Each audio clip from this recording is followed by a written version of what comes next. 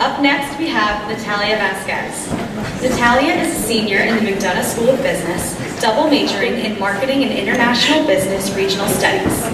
Although she didn't attend her own GAAP Weekend, she has been involved in GAAP since her freshman year and somehow managed to get a position on the board, having served as the Director of Digital Media for the past 2 years. During her time at Georgetown, she's had the opportunity to serve as an orientation advisor for new student orientation, work with people who became some of her best friends at the Technology Center in the Business School, and study abroad in Copenhagen, Denmark.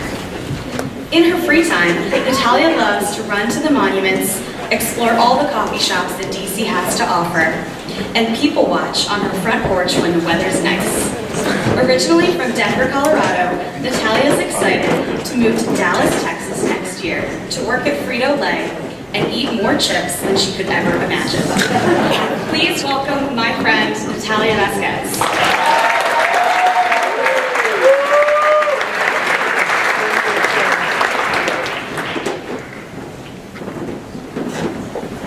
So I don't have references to Taylor Swift or Kendrick Lamar, so it's going to be a little tough to follow, but I will do my best. Before I even get started, I want to congratulate you all for the incredible accomplishment of getting into Georgetown. You'll hear this time and time again, as I'm sure you've already had throughout the events of this GAAP Weekend. But congratulations. To get into one of the best universities in the world is no small feat. The test prep, the essay writing, and the countless revisions, the endless hours staring at your computer screen at 1 a.m. filling out college applications are thankfully long behind you. I speak for myself and for the rest of the Georgetown community when I give you my sincerest congratulations, and my warmest welcome to the hilltop. Tustin, California. Anaheim, California. Stanford, Connecticut. Dallas, Texas. Mexico City, Mexico. Back to Dallas, Texas. Back to Mexico City, back to Dallas, on to Denver, Colorado, then to Miami, Florida, and back to Denver, Colorado. My family has moved 11 times.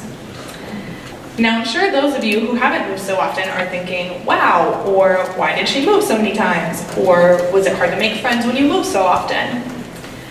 Admittedly, it is quite odd to have moved so many times, and the question I get the most here at Georgetown is, what would you consider to be home? For a good portion of my life, that question was very tough to answer. When I was a kid, I always told myself that I would consider home to be the place that I was always excited to come back to after a vacation. And the first time I ever truly felt at home was living in Denver. And if you were to ask me now what I consider home, I would say Denver without skipping a beat. The love I have for my hometown is so immense. I'll put Colorado flag stickers on anything and everything that I own with absolutely no shame. The love I felt for Denver all throughout high school was unparalleled, and it was a love and joy that I never thought I'd feel for any other place. But then Georgetown came along.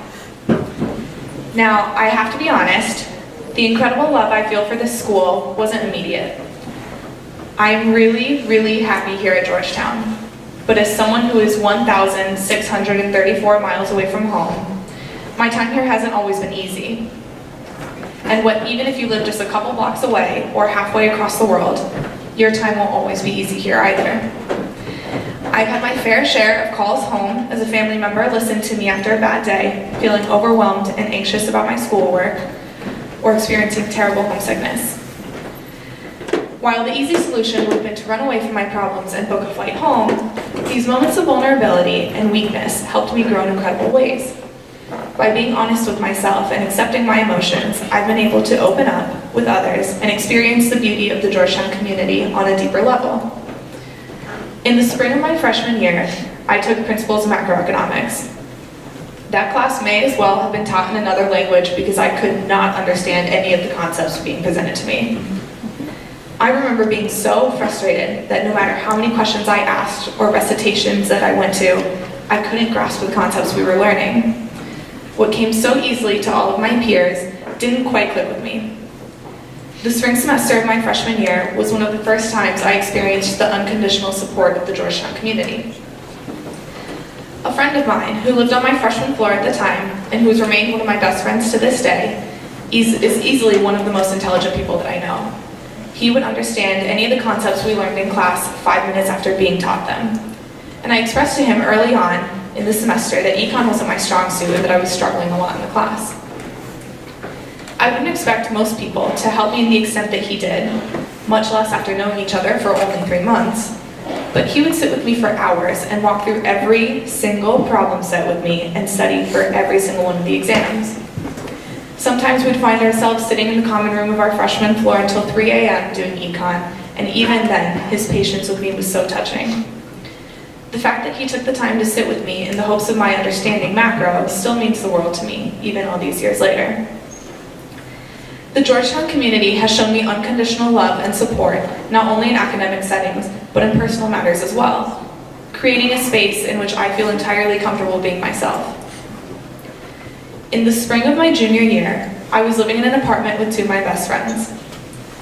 The spring semester of my junior year was a rather difficult time for me personally, and both of these girls grew to be my saving graces during a time when I was struggling to see my own worth and discover my passions.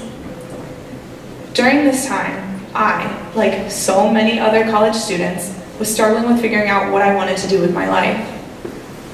But I, like so many other college students, assumed everyone else had it under control and that everyone else knew what they were doing. My roommates helped me discover that my value lies not just in my academic successes, but more importantly in the love I give in every single one of my relationships and the passion I have to serve others.